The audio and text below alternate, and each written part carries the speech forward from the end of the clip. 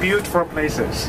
It will be a lot of walking, so at least more than 2 hours. So, but I think it's a piece of cake for you, for some of you, after yesterday when we went to the Great Wall. And most of you know my name is Eddie, and some of you we just met today. My name is Eddie. I'm going to be your guide for today. I'm going to show you around this afternoon. So we're going to start with Forbidden City, then we're going to walk to the Tiananmen Square. So this is a long walk. The bus will drop us at the northern end of the Forbidden City. And it's a long way, nearly 2 miles walk. So we're going to walk all the way through the Forbidden City and to the Tiananmen Square. The bus will drive to the other side of the Tiananmen Square to wait for us. So it simply means there's no way to leave the group during the tour. So if you want to go back, you need to walk out to the Forbidden City yourself. But anyway, this is the most beautiful place in the city, the Forbidden City. Some of you follow me to the Great Wall. I give you a little history information yesterday. Today, before we arrive at the Forbidden City, I will give you a short information about this beautiful place. It's called the Forbidden City, but it was the royal palace for the royal family for 600 years. And I know you didn't study Chinese history in the States, right? No. But you do know Ming Dynasty and Qing Dynasty. Ming Dynasty is second last dynasty, which was founded in 1368, nearly more than 100 years before Columbus discovered North America. 120 years before. So Ming Dynasty built up the whole city, including the Forbidden City, Beijing and Forbidden City. And the royal family lived in the Forbidden City. They didn't allow common people to go there. So that's why we call it the Forbidden City. It's forbidden to average family or common people. Only royal family members, high-ranking officials, they may have a chance to go and visit the Forbidden City. So for hundreds of years, for common people, we just can dream or imagine how beautiful it will be, or how beautiful it was, and what kind of luxury life they had. That is why this is a place not only popular for you, but also very popular for Chinese. I'm sure later on today we will see a lot of Chinese tourists. They are Chinese outside Beijing, and they came from all over China. They come to see their own country, and the first place they want to see is Forbidden City and Tiananmen Square, because for the last 600 years, most people read about royal family from book. They never have a chance to visit or to know the life and the building of the royal family. That is why this place is so popular for both Chinese and overseas tourists. And every day, at this time of year, every day there will be around 50,000 tourists, 50,000 to 80,000 tourists to visit this beautiful place. And we're lucky we came here late in the afternoon. So if you came here early morning, it will be extremely crowded. It's because most of the Chinese tourists will come here in the early morning. So after big lunch, when there's not very crowded, it's a good time for us to visit the Forbidden City. And this building has been standing here for nearly 600 years. So both royal family of the Ming and the Qing dynasties, they stayed here.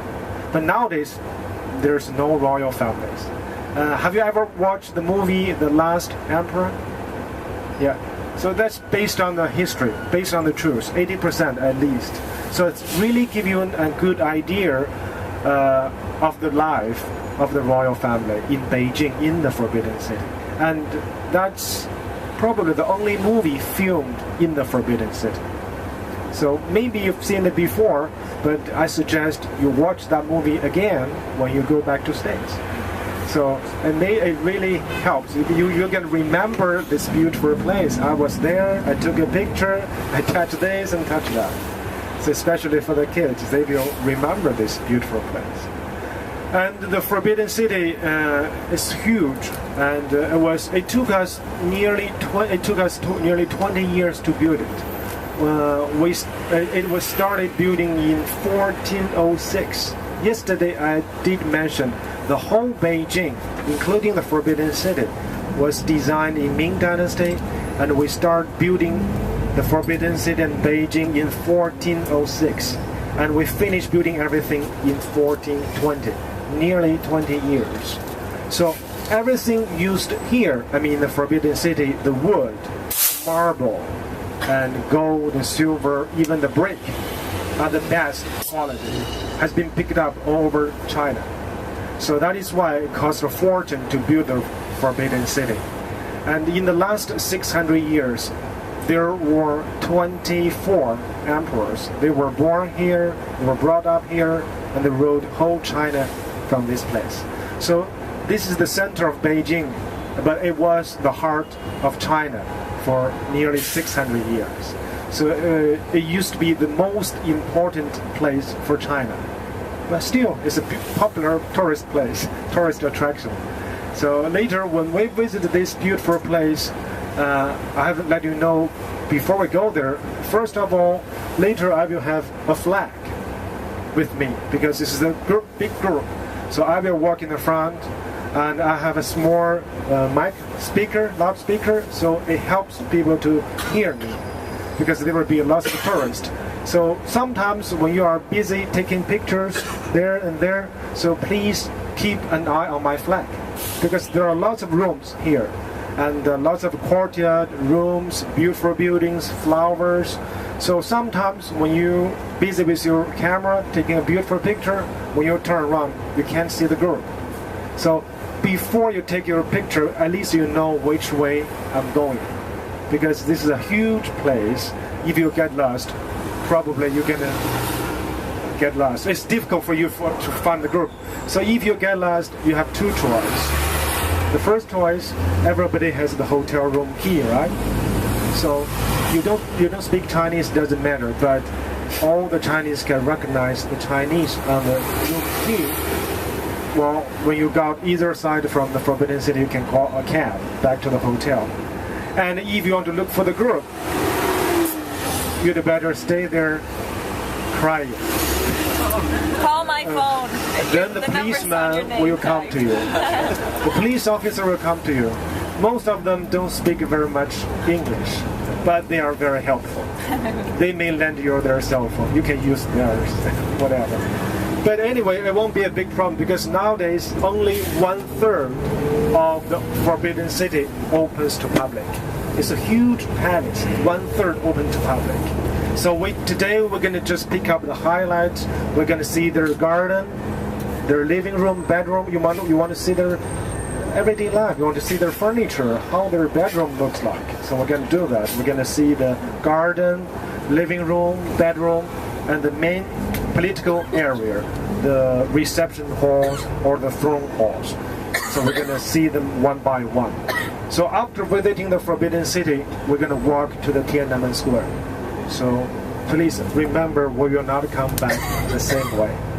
And from where we're gonna get off the bus. So from where we get off the bus, we're gonna walk a little bit to the entrance, because there's no parking lot right outside the Forbidden City. The bus can only stop there temporarily. So bring everything you need for the next 2 hours at least: water, camera, battery. And on the way to the Forbidden City, there will be lots of street vendors. So please don't buy at this moment, because we're gonna go across the street to the entrance. I'm sure you're gonna see the same thing everywhere, not only here, but over China. They have cousins everywhere. You know? They're gonna sell the same thing: postcards, books, hats. So when the bus make a right turn, well, please, we're gonna get ready. We're going to get off the bus from here and cross the street. That wall there is the Forbidden City.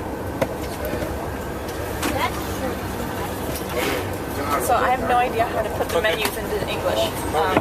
You can text in English, but I don't know how to. Okay.